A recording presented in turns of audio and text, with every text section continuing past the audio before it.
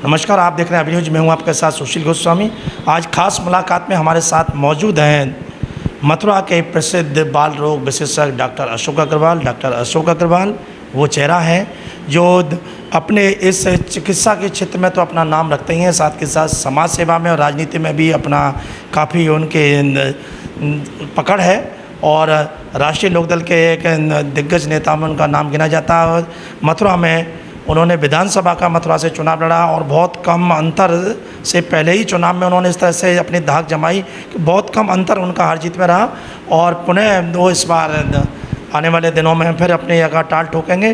तो फिलहाल मथुरा में किस तरह का माहौल है, उत्तर प्रदेश की जो स्थिति है उसको डॉक्टर अशोक अग्रवाल किस नज़रिए से देखते हैं, क्योंकि इस समय एक तो कोरोना महामारी जो पूरा भारत ही नहीं पूरा विश्व उससे ग्रस्त है और ऐसे में आम आदमी के लिए एक जान बचाना बहुत बड़ी बात हो रही है। हालांकि अब धीरे धीरे आप मथुरा की बात करें उत्तर प्रदेश की तो थोड़ा इसका प्रकोप कम हुआ है।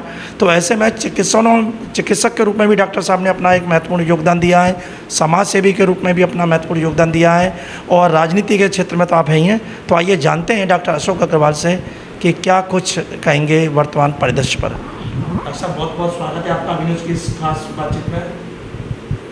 थैंक यू, धन्यवाद।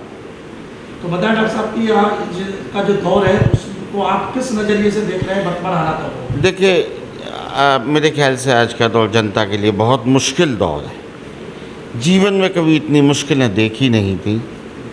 जनता बहुत परेशान है। जनता व्यापार से परेशान है, जनता रोजगार से परेशान है, जनता शिक्षा से परेशान है, स्वास्थ्य को लेकर परेशान है और भ्रष्टाचार को लेकर परेशान है। रोजी रोटी का संकट आके खड़ा हुआ है। देश में जो उन्नति थी, जो उन्नति का रास्ता हुआ करता था, जीडीपी के माध्यम से हम लोग देखा करते थे, उसमें निश्चित रूप से बहुत गिरावट आई है और मेरा अपना यही मानना है कि ये देश के लिए बहुत कठिन दौर है और कैसे ये दौर पास होगा, कैसे इस दौर की व्यवस्थाएं होंगी, ये आगे आने वाले समय बताएगा। नहीं, आपने जो बातें कही हैं कि कहीं में ये जो दौर है वो अपने आप में ऐसा पहले कभी नहीं आया, तो सीधा सीधा कोरोना महामारी जैसे आई है उससे ये प्रभावित हुआ है। लेकिन सरकारें, चाहे केंद्र सरकार हो या प्रदेश सरकार, वो लगातार दावे कर रही हैं हमने स्थिति को नियंत्रण में किया, जनता के लिए ये किया, इतने जो मोदी जी ने 20-20 लाख करोड़ के पैकेज दिए, योगी जी तमाम घोषणा कर रहे हैं, तो वो तो पूरी तरह से अपने आप को कह रहे हैं कि हमने जनता के लिए ऐसा किया जो आज तक किसी ने नहीं किया। देखिए, घोषणाओं से सब जनता ने देखी किस तरीके से घोषणाएं होती हैं और उन पर किस तरीके से अमल होता है। सरकारें हमेशा कहती है हमने बहुत कुछ किया है, लेकिन जनता क्या महसूस करती है इम्पोर्टेंट ये है। और मेरे ख्याल से ये this corona 2 was the 100% failure of the government. Management में बहुत देर हुई। शुरुआत में चुनावों के दौर चलते रहे, वेस्ट बंगाल में चुनाव हो रहा था, कोरोना की महामारी बढ़ रही थी और सरकारें कहती हैं, सरकारों का काम है कहना, लेकिन जनता क्या कहती है।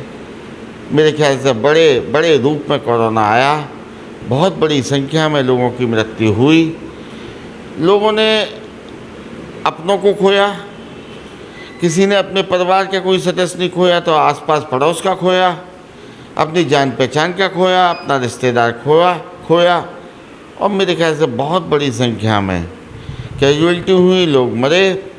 अस्पतालों का हालत जो भी था वो सबने देखा। सरकार कोरोना के लिए बिल्कुल तैयार थी नहीं। ऑक्सीजन की कमी से लोग, बेड की कमी से लोग, दवाओं की कमी से लोग, बहुत सारे लोग मरे इस कोरोना के उसमें अटैक में।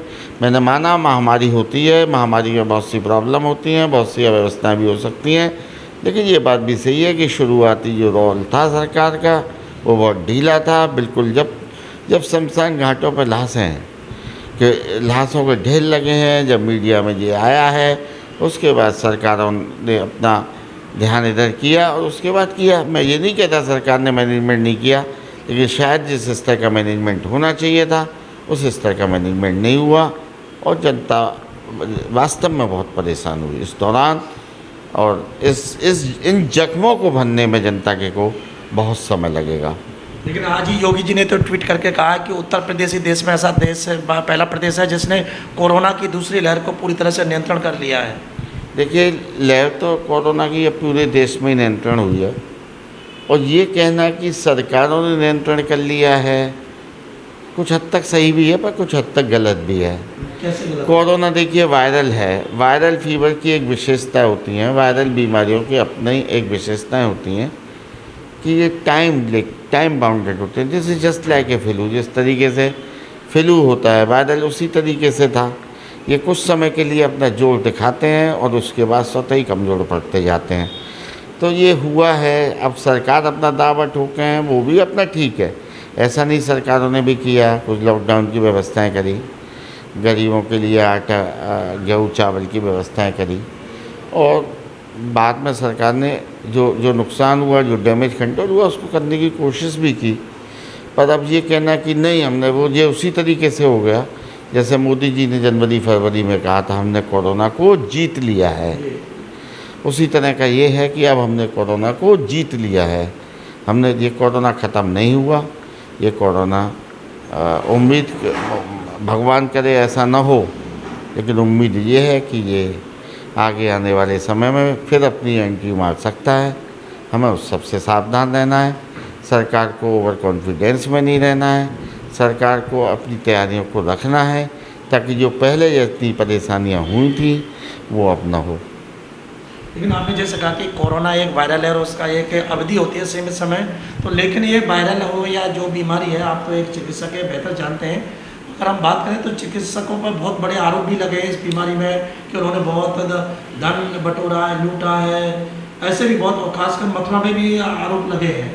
क्या मानते हैं आप? देखिए, चिकित्सकों पे आरोप लगाना एक पद्धति हो गई है, एक तरीका भी हो गया। बाबा रामदेव ने भी जो आरोप लगाए हैं आपने देखा था, उन्होंने पूरी एलोपैथी की व्यवस्था को ही चैलेंज किया, बल्कि ये कहा है कि एलोपैथी की वजह से बहुत से लोग मरे, हमारी दवा लो और 100% ठीक हो जाओगे। ठीक तो लोग बिना दवा के भी हुए हैं। 100 में से 95 लोग अपने घर पर आराम करके कुछ दवाएं लेकर, कुछ विटामिन की दवाएं लेकर, कुछ इम्यूनिटी को बढ़ाकर और कुछ सावधानी बरत के ठीक हुए हैं। असली प्रॉब्लम वहाँ आती है जहाँ पर सांस की प्रॉब्लम शुरू हो जाए, जहाँ पर रेस्पिरेशन की, जहाँ पर दवाएं असर न कर रही हों, जहाँ पर मरीज की इम्यूनिटी काम नहीं कर रही, और उसमें एलोपैथी का एक अपना रोल आता है। अब जहाँ तक आरोप डॉक्टरों पर लगे हैं, वो भी मैं समझता हूँ कि जो डॉक्टर पर आरोप लगा रहे हैं, 1-2% डॉक्टरों की मैं बात नहीं करता हूँ, 99% डॉक्टर्स ने फ़ोन पर परामर्श करके बहुत से कोरोना मरीजों को घर पर सलाह दे करके ठीक करने का काम किया है। मैंने बहुत, हालांकि मैं बच्चों का डॉक्टर हूँ, लेकिन मेरे पास लोग आते थे, डॉक्टर साहब ये आ गया, मैं ऑक्सीजन सैचुरेशन के बारे में पूछता था और ये प्रॉब्लम तो नहीं हो, और फिर दवा बता देते थे। बहुत मरीज़ ठीक हुए, हमारे परिवार में भी बहुत मरीज़ ठीक हुए, खाली दवाएँ लेकर घर पर आराम करके। एक हाथ कैजुअलिटी भी हुई। और तो ये तो आरोप, लेकिन डॉक्टर्स पे आरोप लगना है, 1-2% डॉक्टर जो अपने अस्पताल चला रहे हैं। देखिए, ये हम क्यों भूल जाते हैं कि ज़्यादातर हॉस्पिटल्स के मालिक डॉक्टर नहीं हैं जी। डॉक्टर को खाली तनख्वाह मिलती है महीने की। ये हो सकता है मैं आरोप हॉस्पिटल्स पे ही लगे हैं।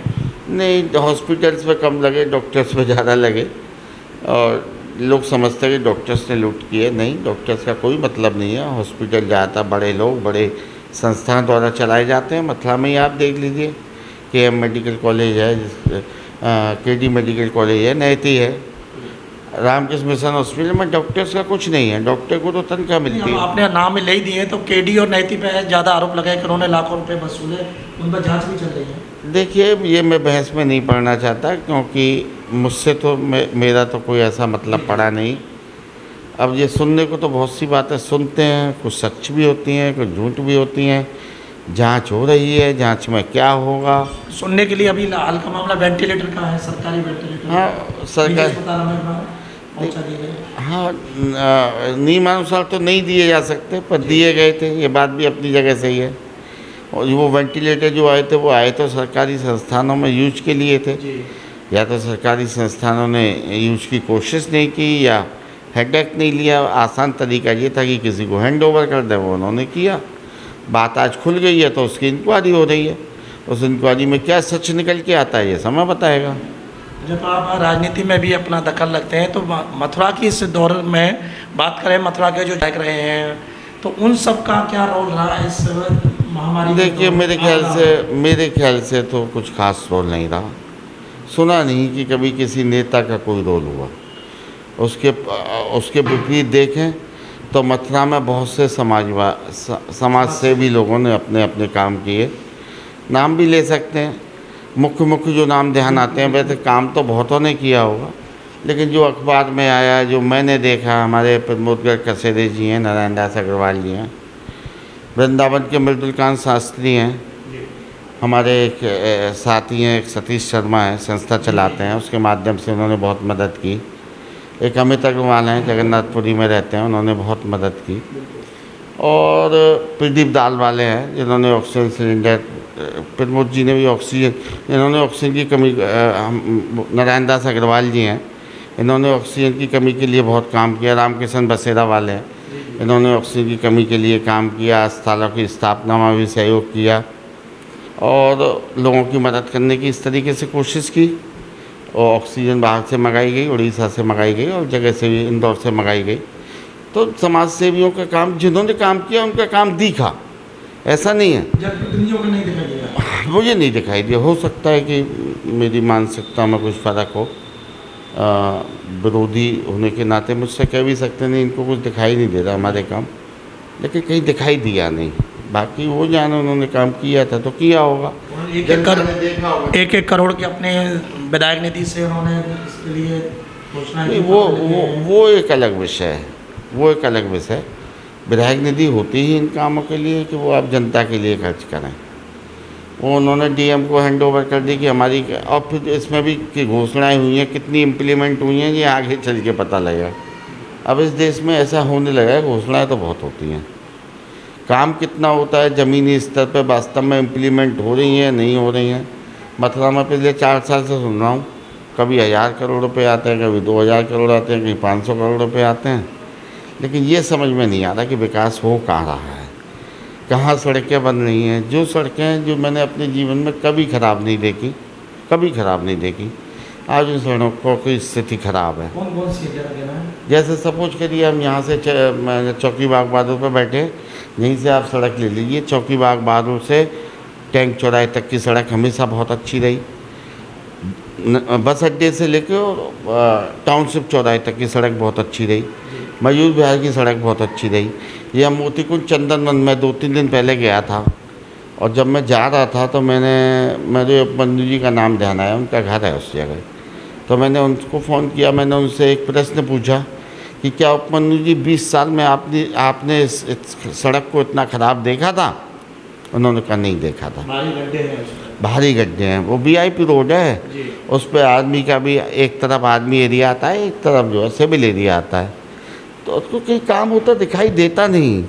सड़क तो मंत्री जी खुद एक बार कैबिनेट मंत्री रहते हैं। हाँ, मंत्री जी रहते हैं और है, काम नहीं हो रहे, काम नहीं हुए। पैसा कितना आया काम के नाम पर, तो ये सरकार, मेरा अपना मानना है कि उतनी सफल नहीं है जितना होना चाहिए था। बल्कि अखिलेश जी के टाइम में बहुत सारे काम हुए। देखिए, पुल बना, जमुना पुल बना, ये सामने फ्लाईओवर बना, जन्मभूमि वाला फ्लाईओवर बना, लेकिन यमुना पुल में तो अभी से उसमें सरिया निकलने लग गई पहले से। अब वो एक अलग विषय है, क्योंकि उद्घाटन इनके सामने हुआ था और उस समय इनने क्वालिटी देखी होगी, पेमेंट की होगी, मुझे नहीं पता कैसे। इसके बाद धौलीपाऊ वाला भी पुल मंजूर हुआ था उस समय, लेकिन वो बना नहीं। जो गोवर्धन में बाईपास बना है, बाईपास, वो भी माननीय अखिलेश जी के टाइम में बना। चौड़ीकरण हुआ सड़क, मैंने ये सड़क बनवाई थी, 100 रोड बनवाया था, माहौली रोड बनवाया था, है ना, ये बनवाया था, ये टीवी वाला रोड बनवाया था, ये अजय नगर वाला गोवर्धन के पीछे बनवाया था। बहुत सारे रोड उस समय बना करते थे। कंपटीशन हम और माथुर साहब में हुआ करता था, कभी कभी झगड़ा भी हो जाता था, पर यहाँ कोई झगड़ा होता ही नहीं है। किससे कंपटीशन मान रहे हैं? देखिए, झगड़ा यहाँ अब होता नहीं, अब तो जो अब काम ही नहीं होते तो झगड़ा काहे का। अच्छा डॉक्टर साहब ये बताएं कि जो अखिलेश जी के समय में आप काम हुए 2012 से 17 के, वो तो आपको अभी तक ध्यान है, लेकिन जो श्रीकांत शर्मा बराबर कहते हैं कभी 500 करोड़ 200 करोड़ 250 करोड़ आ रहे हैं मथुरा वृंदावन में समय का विकास, वो आपको शायद याद नहीं है या दिख नहीं रहा? देखिए, मुझे नहीं दिखाई दे रहा। अगर हुए काम तो माननीय श्रीकांत जी शर्मा जी गिनाएंगे ना। चुनाव आ रहा है, जनता को गिनाएंगे, जनता को बताएंगे क्या क्या काम उन्होंने किए हैं। वो तो देखिए, निर्णय तो जनता को करना है ना, जनता ही तो डिसाइड करेगी कि काम किस सरकार में कितना हुआ। सरकार, जनता से भी बात होती है तो जनता मेरे ख्याल से कार्यों के मामले में तो खुश नहीं है इस सरकार से। और बाकी जो है देखिए, जीतते हैं, वोट मिलते हैं, तो मैं ये तो नहीं कह सकता कि और भी बहुत सारे तरीके हैं। जैसे कि वेस्ट बंगाल चुनाव के बाद मैं एक चीज़ महसूस कर रहा हूँ, एक बात महसूस कर रहा हूँ, सोशल मीडिया पर हिंदुओं से संबंधित, हिंदू मुसलमान से संबंधित पोस्ट बड़ी संख्या में दिखाई देती हैं, बड़ी संख्या में। कौन कौन सी घटना को किस तरीके से वायरल किया जा रहा है। एक सोची समझी कोई नेचुरली एक मुस्लिम शब्द आना चाहिए, एक मुस्लिम शब्द मिलना चाहिए कहीं, तो फिर उसके बाद शुरू हो जाती है पूरी कहानी, टूल किट की तरह पूरी कहानी। जैसे टूल किट की कहानी जो क्या हुआ अशराफ सबको पता ही है, उसी तरीके से वो नर्स ने इंजेक्शन नहीं लगाया और इंजेक्शन फेंक दिया, भरा हुआ लगाया। एक अभी पढ़ रहा था सुबह, एक एम्बुलेंस ड्राइवर मुसलमान नाम है, उसने ये किया, वो ऑक्सीजन निकाल देता था। इनमें कितनी सत्यता है मैं नहीं जानता। यदि उन्होंने ऐसा किया है तो निश्चित रूप से अपराधी हैं, पर इस अपराध को भी आप जाति से जोड़ के कैसे, ये तो साइकोलॉजिकल प्रॉब्लम है। ये मुस्लिम में भी हो सकती है, हिंदू में भी हो सकती है। देखिए, अब अपराधों का हिंदू मुस्लिम करण होने लगा है। अपराधों में जाति देखना, हम पहले पढ़ते थे कि अपराधी की कोई जाति या धर्म नहीं होता। बिल्कुल बिल्कुल। अब हम देखते हैं कि अपराध का निर्धारण भी जाति और धर्म के आधार पर हो रहा है। ये बड़ी बात है, ये छोटी बात नहीं है। ये लोकतंत्र है यहाँ इस देश में, हिंदू मुस्लिम सिख ईसाई का हमेशा नारा लगा। अब यदि सिख खालिस्तानी हो गए, आंदोलन जो किसानों का था, जो भी आंदोलन कर रहा है, जो सरकार के विरुद्ध बोल रहा है, वो देशद्रोही हो जाता है। अभी कोर्ट ने एक कमेंट किया भी, अब लाशों को बहने पर झूठ बोलना राजनीति में हमने इतना नहीं देखा था। अब सरासर झूठ बोला जा रहा है और झूठ को प्रचारित भी किया जा रहा है, और जो लोग उनके समर्थक या भक्त हैं वो दिमाग नहीं लगाते हैं, वो बस उस झूठ को प्रचारित करने में लग जाते हैं। कोई विरोध करता है तो तुम तो देशद्रोही हो, तुम तो हिंदू विरोधी हो, तुम तो, वो उस तरह के सब सुनना पड़ता है। अच्छा, आपने चुनाव की बात करी है, तो यूपी के विधानसभा चुनाव में 8 महीने रह गए हैं, उसको लेकर क्या तैयारी आपकी? देखिए, मेरी कोई तैयारी नहीं है अभी, मैं आपको बताऊं। क्या मूड नहीं है इस बार? ऑनेस्टली स्पीकिंग, देखिए राजनीति में मूड तो हर समय रहता है, पर मैच्योरिटी ऑफ द मूड, परिपक्वता मूड में, निर्णय में, डिसीजंस में फर्मनेस एक निश्चित टाइम के बाद आती है। नहीं, पार्टी के ऊपर भी डिपेंड होता ही है थोड़ा बहुत। अभी मथुरा की सीट यही डिसाइड नहीं है किसके अकाउंट में जाएगी। इतना तो है कि समाजवादी पार्टी के में जाएगी कि लोक दल के में जाएगी। पैक्ट तो दोनों में अभी तो घोषणा कर दी। पैक्ट होगा, लेकिन सपोज करिए समाजवादी पार्टी के अकाउंट में जाती है, तो समाजवादी पार्टी को डिसाइड करना होगा कि वो प्रत्याशी किसको बनाए। अशोक अग्रवाल को बनाना चाहते हैं, अशोक अग्रवाल की मर्जी से भी कुछ नहीं होता। वो तो जिसके पैक्ट में जाएगी, पैक्ट में जिसके अकाउंट में जाएगी, उनको डिसीजन लेना होता है। माननीय अखिलेश यादव जी, हो सकता है कि कोई प्रत्याशी यदि मुझसे बेहतर है, सपोज करिए, तो नेचुरली वो प्राथमिकता देंगे। तो ये चुनाव इलेक्शन जो होता है ना, वो एक तरफा कभी नहीं होता है कि हमने लड़ लिया और नहीं मिलेगी तो मैं समाजवादी। आपकी बात हमने मानी कि आपकी पार्टी के मुखिया तय करें या सपा के करें, किसके, लेकिन आपकी तैयारी है? नहीं, तैयारी क्या करनी होती है जनता को? तैयारी हमें क्या करनी, तैयारी तो होती है। देखिए, भारतीय जनता पार्टी के तो आज लखनऊ में मैराथन मीटिंग चल रही है। देखिए, मैराथन मीटिंग इसलिए चल रही है क्योंकि वो मुश्किलों में अपने को महसूस कर रहे हैं। इन मीटिंग का आप वो अपने को मुश्किल, एक तो ये रिपोर्ट जो अखबारों में 3 दिन पहले पड़ी थी कि यदि वर्तमान परिस्थितियां कंटिन्यू रहती हैं तो बीजेपी को 100 से ज़्यादा सीटें नहीं मिल रही। एक बात, एक तो मैराथन मीटिंग इसलिए चल रही हैं। दूसरी मैराथन मीटिंग इसलिए चल रही है कि क्योंकि उनमें आपस में जो भी है, जो आपस के जो झगड़े हैं समन्वय नहीं है, पब्लिक का काम नहीं हो पा रहा है, पब्लिक परेशान है। कोरोना की मीटिंग छोड़कर मैराथन मीटिंग हो रही है चुनाव की दृष्टि से। वैसे बीजेपी हमेशा चुनावी मोड में रहती है और चुनाव जीतने को ही पूरा विकास मानती है। उसका प्लस पॉइंट आ जाएगा आपकी दृष्टि से या नेगेटिव? नहीं, प्लस माइनस की क्या बात है इसमें। हर पार्टी को तैयारी करनी चाहिए। समाजवादी भी कर रही होगी, माननीय जयंती जी भी कर ही रहे होंगे। बाकी तो असली तैयारी जनता को करनी होती है। वोट जनता को डालना है ना। देखिए, ऐसे ऐसे एग्जाम्पल हैं जिनको 20 दिन 25 दिन पहले टिकट मिली इस शहर, इस आप मानवेंद्र सिंह जी को ले लो ना, 25 दिन पहले कांग्रेस की टिकट लेकर आए थे और चुनाव जीत कर चले गए थे, क्योंकि जनता का मूड था। अब जनता का मूड क्या है, आगे आने वाला समय बताएगा। क्योंकि मैंने कहा, जिस तरीके से बीजेपी आईटी सेल ने और जिस तरीके बीजेपी के लोगों ने फिर हिंदू मुस्लिम ध्रुवीकरण करने में तेज़ी लाने का काम किया है।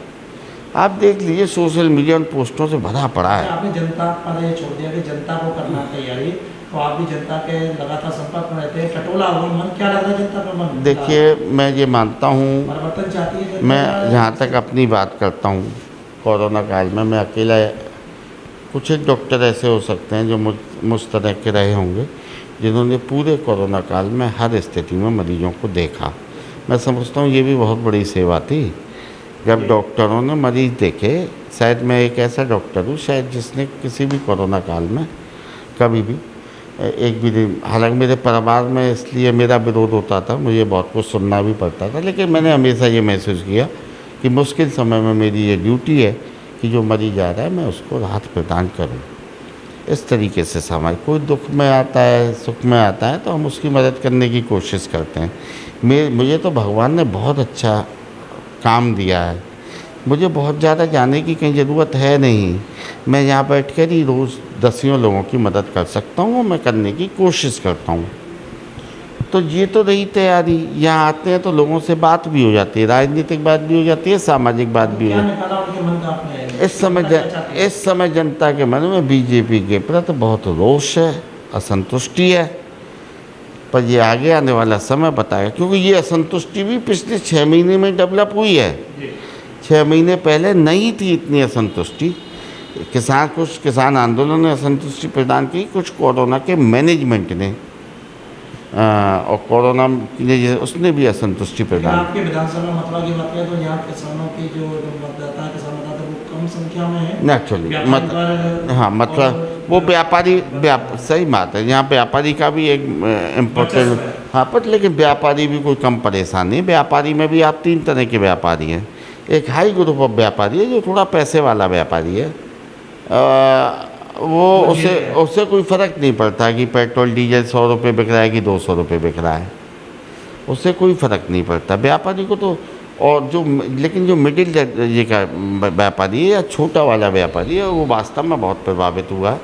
और इस जनता के प्रति, इस सरकार के प्रति बहुत रोष है उनके दिमाग में, और वो इस बार इस बीजेपी को हराने का मथुरा में मूड रखते हैं।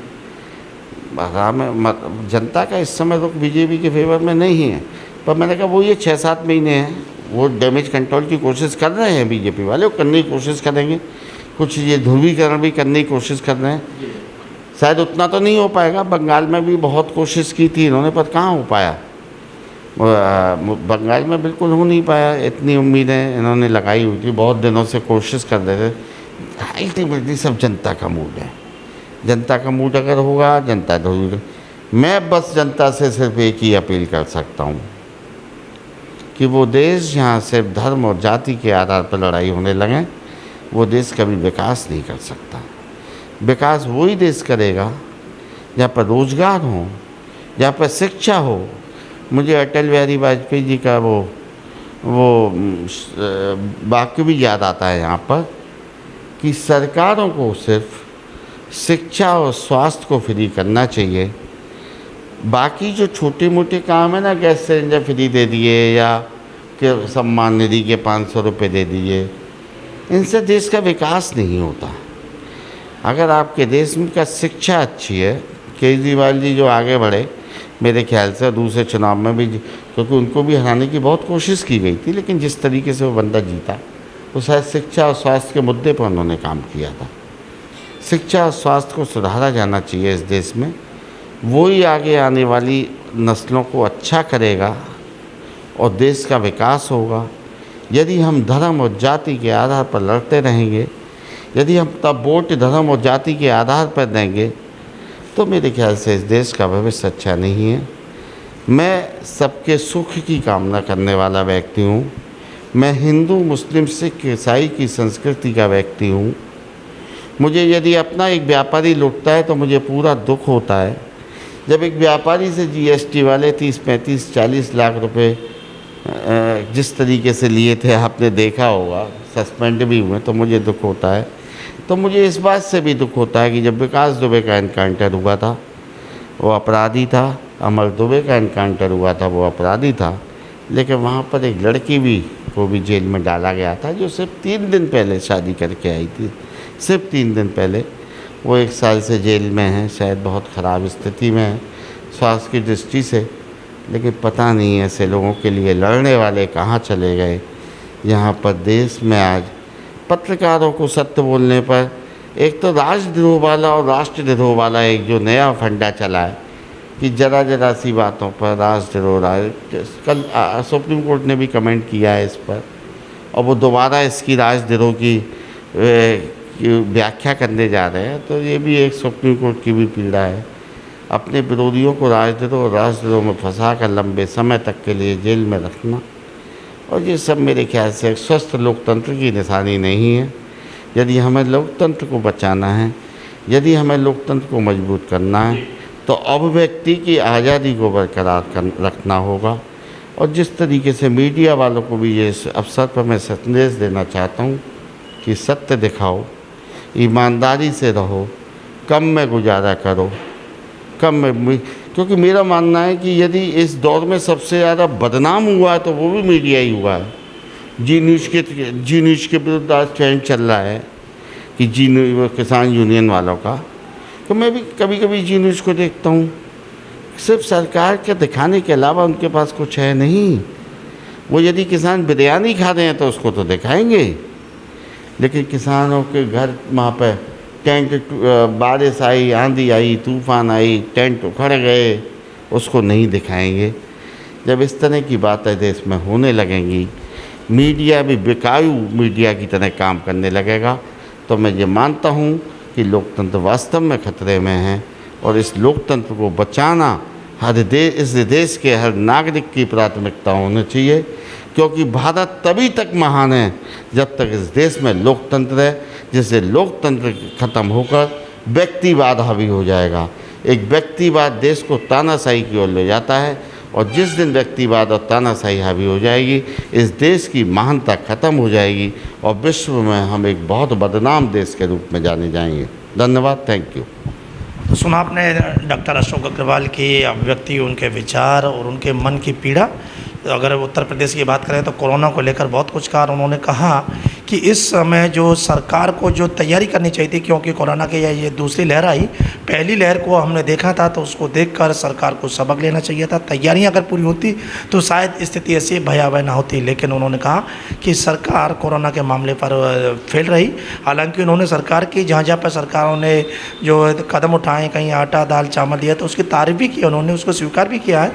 लेकिन उन्होंने कहा कि अब जैसे तीसरे फेज में आने वाली है तो उसको लेकर सरकार को और तैयारियां करनी चाहिए। लेकिन उन्होंने कहा कि सरकार के द्वारा, चाहे केंद्र सरकार हो या प्रदेश सरकार, घोषणाएं तो बहुत की जाती है लेकिन उन पर अमल उतना नहीं हो पाता। राजनीति की बात करें तो उन्होंने कहा कि प्रदेश में जनता का जो मूड है वो इस वक्त जो शासन में सत्ता में है उसको लेकर कहीं ना कहीं जनता के मन में बदलाव की भावना है। और स्पष्ट शब्द उन्होंने कहा कि जनता बदलाव चाहती है, क्योंकि जनता इस समय त्रस्त है, चाहे वो कोरोना महामारी हो, महामारी की वजह से जो स्थितियां उत्पन्न हुई हैं, महंगाई की हो, भ्रष्टाचार की हो, तो उनको लेकर कहीं ना कहीं जनता बदलाव चाहती है। और उसके लिए उन्होंने कहा कि उत्तर प्रदेश में अखिलेश यादव और जयंत चौधरी मिलकर चुनाव लड़ेंगे। मथुरा की जब हमने उनसे सवाल किया कि ये आपकी क्या तैयारी है, तो उन्होंने कहा कि नेता तो हर वक्त तैयार रहता है, लेकिन उसका जो डिसाइड जो करता है, उसका निर्णय वो पार्टी के मुखियाओं के ऊपर होता है, और वहाँ से अगर उन्हें हरी झंडी मिलती है तो वो बिल्कुल मैदान में तैयार है, और अन्यथा और कोई उन्होंने कहा मुझसे योग्य अगर कोई प्रत्याशी होगा उसको कहते हैं तो उसका वो साथ देंगे। तो कुल मिलाकर बड़े विस्तार के साथ उन्होंने कहा, और कई चीज़ें उन्होंने मीडिया पर भी उन्होंने बताया कि मीडिया की जो आज़ादी है उसको रोकने का प्रयास किया जा रहा है, और वहीं मीडिया पर भी उन्होंने एक आरोप लगाया कि मीडिया भी कहीं ना नहीं होना चाहिए, जिसको लोकतंत्र का चौथा स्तंभ कहा है उसको निष्पक्षता के साथ सच्चाई सामने रखनी चाहिए, और जहाँ सच्चाई है वहाँ उसकी वो तारीफ़ करने से भी नहीं चूके हैं। जहाँ पर उन्हें कुछ गलत नज़र आया तो उस पर भी उन्होंने पूरा आक्षेप किया है। तो आज मथुरा की जो बात हमने की, चाहे वो कोरोना को लेकर हो या राजनीति को लेकर, उस पर खुलकर बोले डॉक्टर अशोक अग्रवाल, और जिन समाज सेवियों ने इसमें काम किया उनके उन्होंने खूब नाम गिनाए। मथुरा के जनप्रतिनिधियों की अगर बात करें तो उन्होंने कहा जनप्रतिनिधियों ने ऐसा कोई उल्लेखनीय काम नहीं किया जिसके लिए वो उनका नाम लें, और उन्होंने कहा कि हो सकता है कि मैं राजनीति से जुड़ा हूँ तो मुझे दिखाई ना दिया हो, तो बोले कि वो दिखाएं उन्होंने ऐसा क्या किया। और हमने कहा कि उन्होंने अपनी निधि से दिया, तो वो निधि तो विधायक का धर्म है, सो उसको इसलिए शासन से निधि मिलती है अपने क्षेत्र में काम करना है, तो वो देकर उन्होंने कोई बड़ा काम नहीं किया।